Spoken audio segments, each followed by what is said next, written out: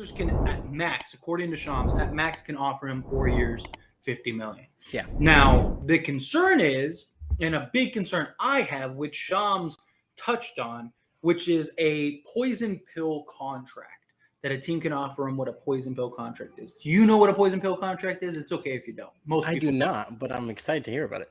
Okay, yeah. So most people don't know what a poison pill contract is. So basically, it's a backloaded contract. That's the easiest way to explain it. So Yeah. basically, in Austin Reeves' case, what that would mean is, so the Lakers could offer him like 12.5 million a year, right? 4 years, 50 million, boils down to 12.5 million a year. What teams could do if they wanted to, because of the Gilbert Arenas provision, the Lakers, like other teams, can only offer so much the first 2 years. So teams can't really beat the Lakers the first 2 years. But what teams can do is backload a contract. So, for example, Austin Reeves, he could get, say, the first 2 years, 25 million. Yeah. So he'd get 12.5, and then teams could, the last 2 years, because it'd be a 4-year deal, year 3 and year 4, teams could give him a max. Which would be like 25 million for him. Yeah. So year 3, he would go from 12.5 to 25 million, and year 4, he would go from 25 million to, like, I think it's like 27 million. So the reason it's called a poison pill contract is because it's so backloaded that most teams, when they're a lot of times are deemed untradeable. Now they're not completely untradeable. Teams have traded guys like that. It's just very difficult because if guys don't meet that expectation, then that contract becomes terrible. So, like, right now, Austin Reeves is a really good player.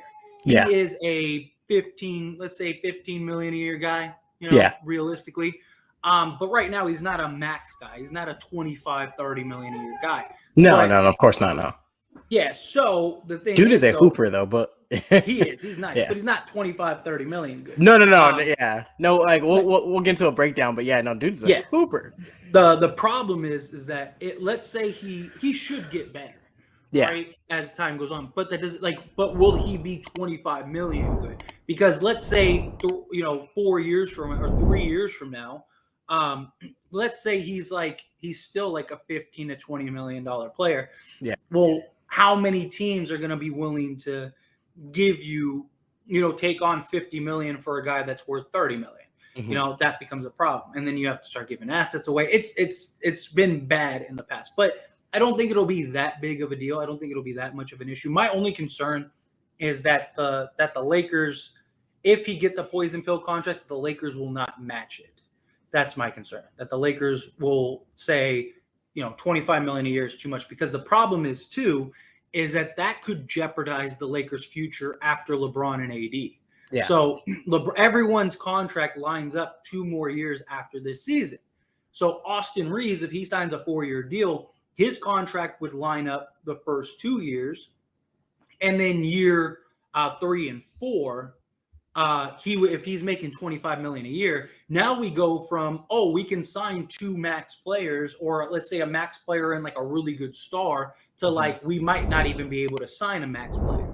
And it's like, is Austin Reeves good enough to do that? Where, if Austin Reeves is making 10 million or 12 million that year, 15 million, whatever, through the percentages that go up, will he could jeopardize future potential for us to be a contender. And unless Austin Reeves grows into like a star, then it won't equate the value. So basically, if you were to do that, you'd be taking a risk that Austin Reeves is going to, within 4 years, be that 25 million a year guy. Is basically what it boils down to. Otherwise, you're kind of stuck. Will a team do that? I don't know. It's very possible that they don't. It's very possible that teams just look at it, especially he wants to be a Laker. I mean, he literally foregoed getting drafted so he could go to the Lakers. Yeah. So he wants to be a Laker. He's going to get paid regardless. I mean, as long as the Lakers don't mess around and go, hey, here you go. Here's 4 years, 50 million right off. Here's the most we can give you. Here you go. Most years. That, or I could see them, Austin Reeves, doing a 2 year. so that way Lakers can get his bird rights. Mm-hmm. So don't be surprised if Austin Reeves, instead of signing a 4-year deal, signs like 2 years. And then the Lakers would have bird rights on him so they can go over the cap to sign him if they needed to. And then that way you can kind of prove it. Or maybe the 3rd year, maybe they sign him to 3 years and that 3rd year is a player option. So like if his market is, let's say he doesn't get better and his market's like 10 million a year, then, if he's making 15 million, why would you forego that? Why wouldn't you just stay? That kind of thing. So, but what are your thoughts? And then we can dive in, or, I mean, you can go ahead if you want to. What are your thoughts on Austin Reeves? Like, do you think we should pay him? Do you think we give him the 4 years, 50 million? Do you think we should offer him less, more? Like, what are your generalized thoughts? 4 years, 50 million. And look, I mean, I think the guy is, I think he's kind of proven to everybody. And like you said, we'll get into it more later, but I think he's kind of proven to everybody that, like, he's improving. Like, if anything less, like, he's improving. He can put up numbers and he can really just contribute to your team. I mean, are we gonna jump and say, like, the dude is like Luke Walton or whatever, like something crazy like that? No, but like the guy, and I've been big on AR since the beginning. Like I've preached AR since last season a little bit, just because like AR is someone who like kind of sneaks up, like he's kind of a sleeper. You know what I mean? He kind of contributes, but 4 years, 50 million. The new 2023 GMC Sierra AT4X is equipped to conquer the great outdoors. See, it's tough only because when you look at, like you said, when you look at life after LeBron, life after potentially AD, depending on how long AD sticks around, like life after LeBron, we're going to really need to be careful of what we do and how much we pay guys, like, because we need room for potentially another star, right? Because we're losing LeBron. So we're going to have AD, we're going to have Vanderbilt, we're going to have D'Lo. So we're going to need another, like, almost a star, if you will. You know what I mean?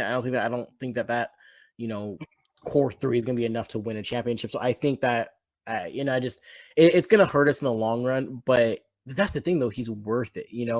I'm not going to say that he's not worth it. He's worth it, but I don't know if we should pay him that. Do I think another team potentially will? Yeah, absolutely. But I don't necessarily know that we should pay him. I would love to keep him. If the money makes sense, I would love to keep him.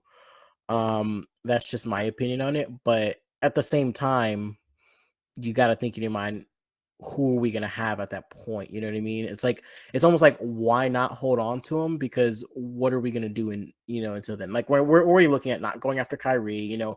I think that the front office is probably looking at this like, we could play the long game.